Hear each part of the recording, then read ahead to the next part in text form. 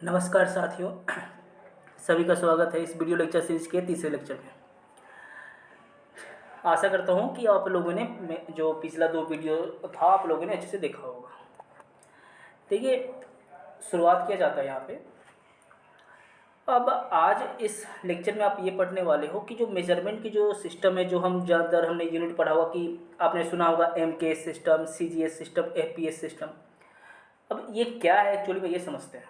देखिए, यानी फ़िलहाल हम समझ रहे हैं कि जो सिस्टम बनाई गई है, आपने एसआई यूनिट भी नाम सुना हो कि हाँ ये एसआई यूनिट है। अगर लंबाई मापना हो तो उसका एसआई यूनिट क्या है, स्टैंडर्ड यूनिट क्या है, जो हम इंटरनेशनली हम ज़्यादातर यूज होता है। जैसे कि अगर आप बात करो करेंसी की, तो आपको पता होगा इंडिया में रुपीज़ चलते हैं, अमेरिका में डॉलर चलते हैं, और अलग अलग कंट्रीज़ में उनकी अपनी अपनी करेंसी है। लेकिन अगर मैं बात करूँ जो बिजनेस होता है, व्यापार होता है इंटरनेशनली, तो वहाँ पे जो स्टैंडर्ड माना जाता है वो डॉलर को ही ज़्यादातर प्रीफर हर जगह किया जाता है। उसी तरह जितने भी लेंथ, मास, टाइम, टेम्परेचर, जितने भी आपने नाम सुना है, फिजिकल क्वांटिटी, सबका एक स्टैंडर्ड है, यूनिट है। जैसे कि मैं बोलूँ, अच्छा बताओ लेंथ के लिए, तो आप बोलोगे क्या सेंटीमीटर, मीटर, किसको स्टैंडर्ड आप क्या मानोगे। तो आज फिलहाल आप उसी के बारे में जानोगे कि स्टैंडर्ड हर चीज़ की क्या है। उस स्टैंडर्ड जानने से पहले कुछ हम जान लेते हैं कि इसके अलावा भी और कुछ क्या क्या हमारे पास है सिलेबस में, और जो एग्जाम में जो काफ़ी इंपॉर्टेंट है। देखिए, सबसे पहले मैं अगर बात करूँ MKS सिस्टम, यहाँ पे मैंने लिखा है ऊपर में MKS मतलब क्या है, समझ में आएगा। अगर कोई बोले MKS सिस्टम से आप क्या समझते हो, तो आपको ये कहना है कि देखिए, अगर लंबाई को मीटर में मापा जाए, लंबाई को मीटर में अगर मापा जाए, मास को अगर केजी में मापा जाए, और टाइम को जो सेकेंड में मापा जाए, तो इस तरह की जो सिस्टम होती है उसको हम MKS सिस्टम कहते हैं। यानी उसको हम क्या कहते हैं, उसको हम कहते हैं यहाँ पे, उसको हम कहते हैं कि वो MKS सिस्टम कहा जाएगा। यानी उसी को MKS सिस्टम। अब यानी M का, मीटर का फर्स्ट जो आप दिख रहा है यहाँ पे M, यहाँ पे M आ चुका, किलोग्राम का K यहाँ पे आ चुका, सेकेंड का S यहाँ पे आ चुका। और उसी प्रकार अगर लंबाई को सेंटीमीटर में मापा जाए, मास को ग्राम में मापा जाए, और टाइम को सेकेंड में मापा जाए, तो ये कौन सा सिस्टम बनता है, इस सबका फर्स्ट उठा लीजिए CGS, तो ये बनता है CGS सिस्टम। यानी ये कुछ नहीं है, बस चार्ट के अनुसार समझ सकते हो। अगर उसी प्रकार अगर लंबाई को, लेंथ को अगर मैं फुट में मापूँ, अगर कहीं पर अगर लेंथ के लिए स्टैंडर्ड फुट मापा जा रहा है, मास को पाउंड में मापा जा रहा है, टाइम को सेकेंड में मापा जाता है, तो उसको आप कहोगे FPS, यानी FPS सिस्टम। आशा करता हूँ कि ये बात आपको समझ में आई होगी। आगे बढ़ते देखिए, जैसे MK सिस्टम हमने कहा, तो MK सिस्टम को हम मैट्रिक सिस्टम के नाम से भी जानते हैं। यानी MKS को हम मैट्रिक सिस्टम के नाम से जानते हैं, और ध्यान रखिए यही स्टैंडर्ड यूनिट कही जाती है। कोई बोले मास के लिए बताओ स्टैंडर्ड यूनिट क्या होगा, तो बोलोगे मास को तो हम किलोग्राम में भी लेते हैं, ग्राम में भी लेते हैं, पाउंड में भी लेते हैं। तो कहोगे स्टैंडर्ड क्या होगा, तो स्टैंडर्ड वही होगा जो MKS के अंदर में गिरेगी। तो MKS सिस्टम के अंदर में मास के लिए हमने क्या देखा था, यहाँ पे देखिए, तो मास के लिए हमने MKS में ग्राम देखा था। तो यानी द्रव्यमान मापने के लिए जो स्टैंडर्ड यूनिट होगी वो किलोग्राम ही होगी। तो MKS को हम मैट्रिक सिस्टम के नाम से जानते हैं, और उसको SI यूनिट भी कहा जाता है। उसी तरह CGS सिस्टम को ध्यान दीजिएगा, इसको हम फ्रेंच सिस्टम के नाम से भी जानते हैं। यानी CGS को हम फ्रेंच सिस्टम के नाम से भी जानते हैं। अब रहा तीसरा FPS सिस्टम। अब FPS सिस्टम को ध्यान दीजिए, F मतलब फुट, P मतलब पाउंड, S मतलब सेकेंड। तो इसको हम ब्रिटिश सिस्टम के नाम से भी जानते हैं, क्योंकि वहाँ पे हो सकता है इसी को ज़्यादा प्रचलन होगा। इसलिए FPS जो सिस्टम रहा, इसको हम ब्रिटिश सिस्टम के नाम से भी जानते हैं। तो MKS को कहोगे आप मैट्रिक, CGS को कहोगे फ्रेंच, FPS को कहोगे ब्रिटिश सिस्टम। आशा करता हूँ कि ये बात आपको समझ में आई होगी। आगे बढ़ते हैं। देखिए, अब जब यूनिट के बारे में डिस्कस कर रहे थे, तो अब आ जाते हैं टेम्परेचर के बारे में। ये सब फिलहाल हम सभी की यूनिट के बारे में चर्चा करेंगे, बाद में हम आगे ऑब्जेक्टिव की तरफ आएंगे। पहले आपको बेसिक चीज़ें जाननी काफ़ी इंपॉर्टेंट है। आपने सुना होगा कि जो तापमान है, टेम्परेचर है, उसके लिए बहुत सारे स्केल्स यूज होते हैं। कभी आपने सुना होगा सेल्सियस, केल्विन, फ़ारेनहाइट। तो बेसिक आपको इन सब में जो कन्वर्सन होता है, कैसे हम कन्वर्ट करें, सेल्सियस से केल्विन में कैसे जाएं, केल्विन से फ़ारेनहाइट में कैसे जाएं, तो इसके लिए जो एक फार्मूला मैंने यहाँ पे लिखा है, इसको कृपया इस पर ध्यान दीजिए। मैं बताऊँगा इसे यूज कैसे करना है। पहले यहाँ पे ध्यान दो, मैंने लिखा क्या है, मैंने लिखा है C/5। यहाँ पे C क्या है, CS सेल्सियस है, ध्यान रखिएगा। C4 सेल्सियस समझिएगा। F-32/9, यहाँ पे F क्या है, F यहाँ से फ़ारेनहाइट है, ये वाला F यहाँ पे फ़ारेनहाइट है। और इक्वल टू यहाँ पे मैंने लिखा है K-273/5, यहाँ पे K क्या है, केल्विन है। अब इसका यूज क्या है, कैसे यूज होता है, आइए हम समझते हैं। जैसे कि कोई आपको बोल दे कि 0 डिग्री सेल्सियस है, 0 डिग्री सेल्सियस है, इसको कन्वर्ट कर दो, इसकी जो वैल्यू है आप कन्वर्ट कर दो, कन्वर्ट करके मुझे बताओ केल्विन में क्या होगी। यानी एक तापमान है जिसकी वैल्यू मैंने रखा है, जो मैं कह रहा हूँ यहाँ पे 0 केल्विन उसकी डाटा दी गई है, तो उसको मैं केल्विन में लाना है आपको। यानी ये केल्विन में कितनी इसकी वैल्यू होगी। देखिए मैं एक क्वेश्चन बताता हूँ, इसे आप इजीली आप सॉल्व कर लोगे। तो पहले चले जाओ, हमें यहाँ पे सेल्सियस और केल्विन के बारे में बात की जा रही है। यहाँ देखिए क्वेश्चन, देखिए ये सेल्सियस में है और केल्विन में पूछा है। तो पहले वाले फॉर्मूले में देखो सेल्सियस और केल्विन कहाँ पे है, तो सेल्सियस ये वाला रहा और केल्विन ये पार्ट रहा। दोनों को उठा लो और बीच में बराबर का साइन लगा के इक्वेट कर दो। तो कैसे करूँगा मैं, ध्यान दीजिए। C/5 equal to K-273/5। ठीक है, अब यहाँ से आपको पता है 5 to 5 कट जाएगा। ये C सेल्सियस है, ये केल्विन है। अब बताइए दिया क्या गया है, दिया तो 0 डिग्री सेल्सियस है, यानी सेल्सियस की वैल्यू दी गई है। तो जिसकी वैल्यू दी है उसकी जगह उठा के पटक दो, यहाँ पे C की जगह रख दो। तो C की जगह ध्यान रखिए हम 0 रखने वाले हैं। ये C के जगह पे हम 0 रखेंगे क्योंकि 0 डिग्री सेल्सियस दी है, और यहाँ पे 100 डिग्री सेल्सियस दी होती है तो यहाँ पे 100 रखते हैं, लेकिन यहाँ फिलहाल 0 है तो 0 रख लेते हैं। तो 0 रखोगे यहाँ पे तो 0 हो जाएगा, नीचे वाला तो वैल्यू तो कट चुका है। 0 इक्वल टू K-273।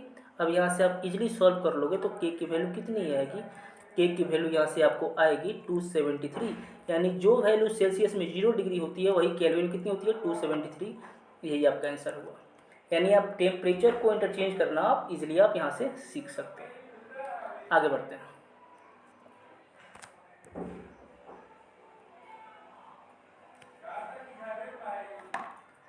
अब आपने टेम्परेचर को देखा, ये सभी वैल्यू को देख लिया कि कैसे हम इंटरचेंज करते हैं, मेट्रिक सिस्टम क्या है, फुट पाउंड क्या है। अब जब बात यूनिट की हो रही है तो आस्ते आस्ते हम चलते हैं और सभी यूनिट के बारे में थोड़ा डिस्कस करते हैं। ध्यान दीजिए, आपने एक टर्म सुना होगा, अमाउंट ऑफ सब्सटेंस। ध्यान रखिए, अगर कोई कहे आपसे कि अमाउंट ऑफ सब्सटेंस, इसकी यूनिट क्या होगी, ध्यान दीजिए। यानी हिंदी में कहते हैं पदार्थ की मात्रा। अमाउंट ऑफ सब्सटेंस कहने का मतलब यहाँ पे हुआ पदार्थ की मात्रा। एग्जाम में आपने क्वेश्चन देखा होगा कि पदार्थ की मात्रा बताओ, इसका यूनिट क्या होता है। तो देखिए सिंपल सी मतलब में समझाइए, अगर मैं बोलूँ कि आपके घर में कितनी चेयर हैं तो आप कहोगे आपके घर में अगर हमारी 4 चेयर हैं तो कहोगे आप हमारे घर में 4 चेयर हैं। किसी बगल वाले घर में अगर 10 चेयर है तो कहोगे आप 10 चेयर है। यानी ये 10 चेयर बता रहे हो आप, तो यानी चेयर की मात्रा बता रहे हो। और चेयर क्या है, पदार्थ है। उसी तरह पदार्थ की मात्रा बता रहे हो कि 10 चेयर है, 4 चेयर। लेकिन साइंस में ध्यान दीजिए, एक डाटा सेट की गई है। अगर मैं बोलूँगा अगर कि मेरे घर में अगर 10 चेयर है तो मैं बोलूँगा 10 चेयर। लेकिन अगर मैं बोलूँगा मेरे घर में अगर इतनी चेयर हो, जितनी मैं लिख रहा हूँ, ध्यान दीजिएगा, ये डाटा बहुत ज़्यादा हो रही है, 6.023 × 10⁻23, यानी बहुत ज़्यादा डाटा जा रही है। तो इतनी चेयर बोलोगे, इतनी चेयर तो भाई हमारे घर में अटेगी भी नहीं। अब कैसी बातें कर रहे हो, तो देखिए ये जो है ज़्यादातर ये केमिस्ट्री में जो आपने नाम सुना होगा, अणु, परमाणु, एटम्स, मोलिक्यूल्स, उस सब की गणना कर, सब काफ़ी छोटे होते हैं आकार में, तो उन सब की जो मात्रा के लिए खासकर डाटा को सेट किया गया है। तो अगर किसी भी चीज़ की अगर मात्रा इतनी हो जाए तो इसको हम ध्यान दीजिए कहेंगे कि ये 1 मोल हो गई। यानी 1 मोल, अमाउंट ऑफ सब्सटेंस का जो यूनिट होता है मोल होता है। अब मोल का मतलब क्या होता है, मोल का मतलब सिर्फ इतना होता है, अगर किसी भी पदार्थ की मात्रा अगर इतनी हो जाए तो उसको बोलते हैं 1 मोल। अगर मैं बोलूँगा 2 मोल, अच्छा कोई बोले अच्छा बताओ 2 मोल का मतलब क्या हुआ, तो 2 मोल कहने का मतलब क्या हुआ, कोई बोले अगर आपसे 2 मोल, मेरे घर में 2 मोल चेयर हैं, मैं बोलूँगा 2 मोल चेयर हैं मेरे घर पे, तो मैं क्या समझूंगा कि उसके घर पे कितने चेयर हैं, तो बोल दीजिए उसके घर में 2 मोल है, मतलब तो 2 गुना 1 मोल का मतलब कितना होता है, इतना 6.023 × 10⁻23 चेयर होंगे उसके घर पे। समझ में आ रहा है ना। तो ये अगर कोई बोले 5, मेरे घर में 5 मोल चेयर है, तो समझ जाओ 5 × उतना कर दो, उतना चेयर होगा। यानी जस्ट 1 मोल एक डिजिट, एक डाटा है जिसको आपको याद रखनी है।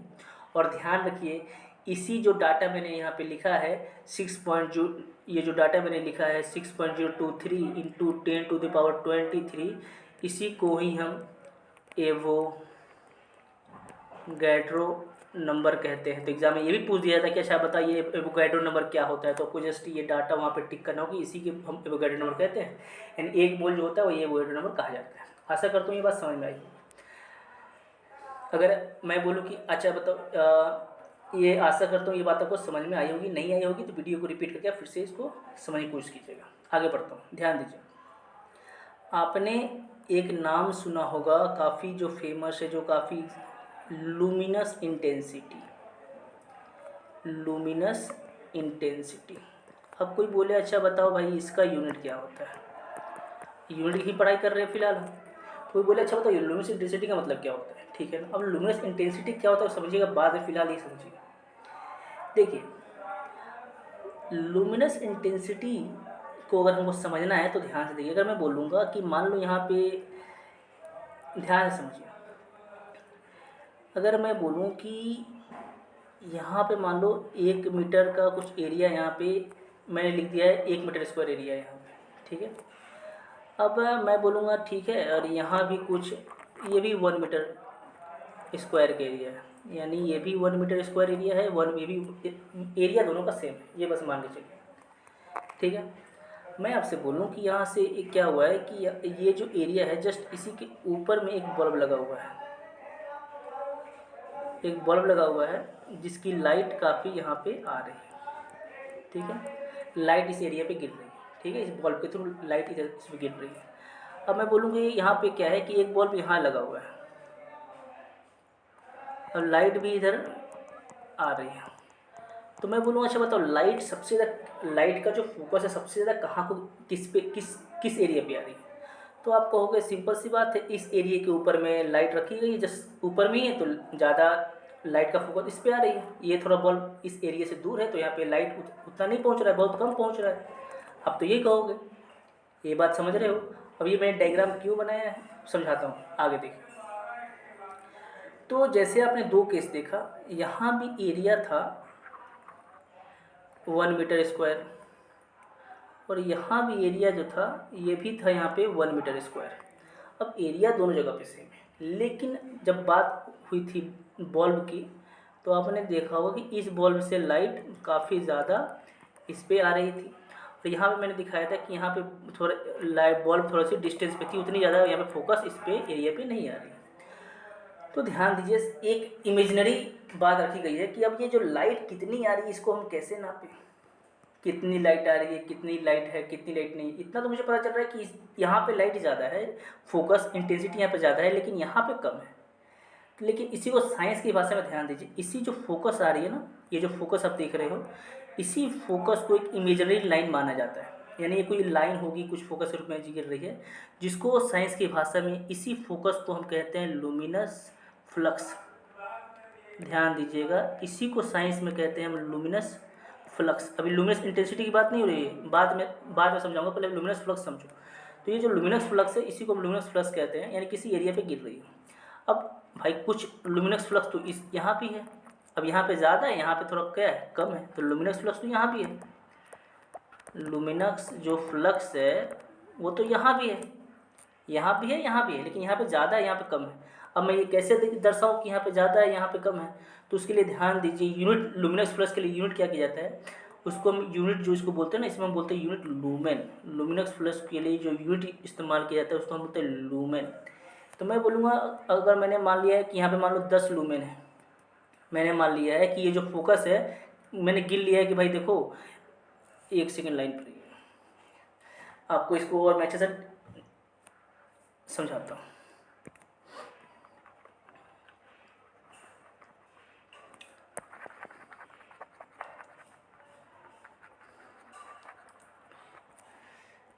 देखिए अगर मैं बोला यहाँ से लाइट, मैंने मान लिया इमेजिन कर लिया कि यहाँ से 1 2 3 4 5 6 7 8 9 10, मैंने 10 लाइन खींच दें यहाँ पे, मैंने 10 लाइन है।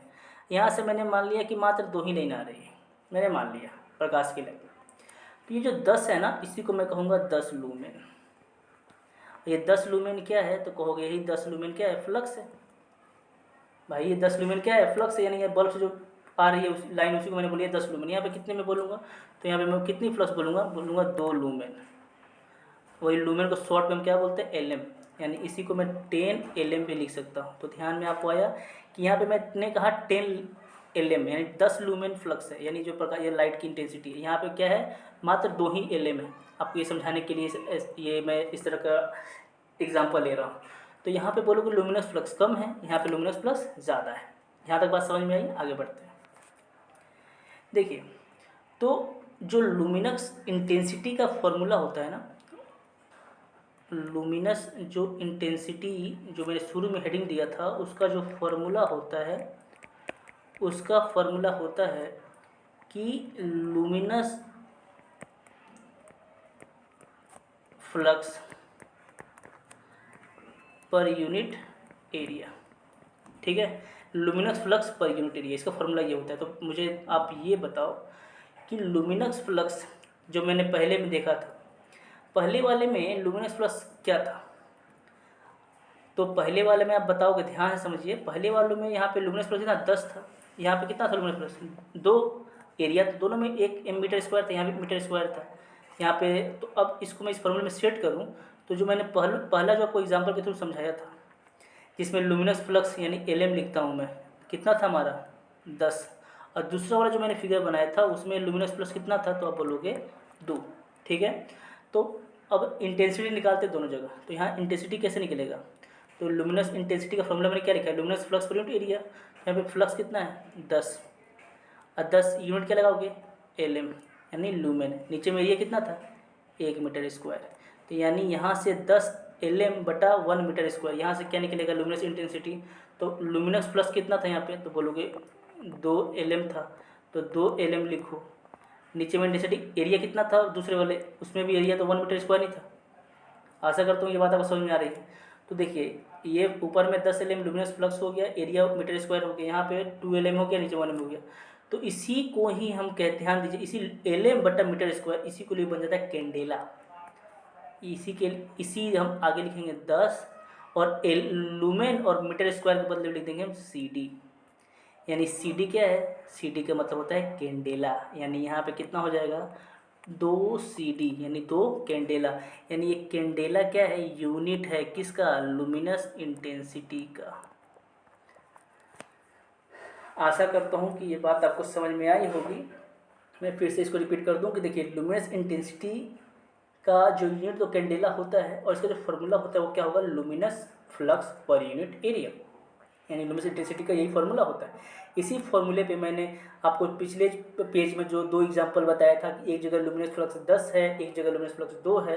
तो ये फॉर्मूला मैंने दोनों में डाल दिया, तो पता चला कि यहाँ में से लुमिनस फ्लक्स 10, नीचे 1 मीटर स्क्वायर, तो आया 10 कैंडेला। कैंडेला क्यों, क्योंकि LM पर मीटर स्क्वायर के लिए ही यूनिट हम क्या डालते हैं, कैंडेला।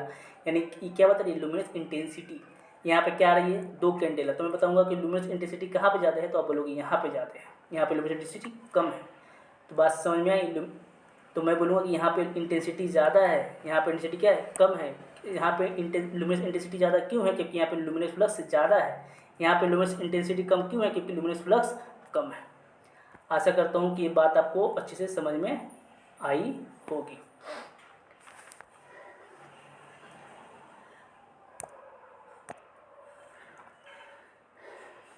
वीडियो को यहाँ तक देखने के लिए आप सभी का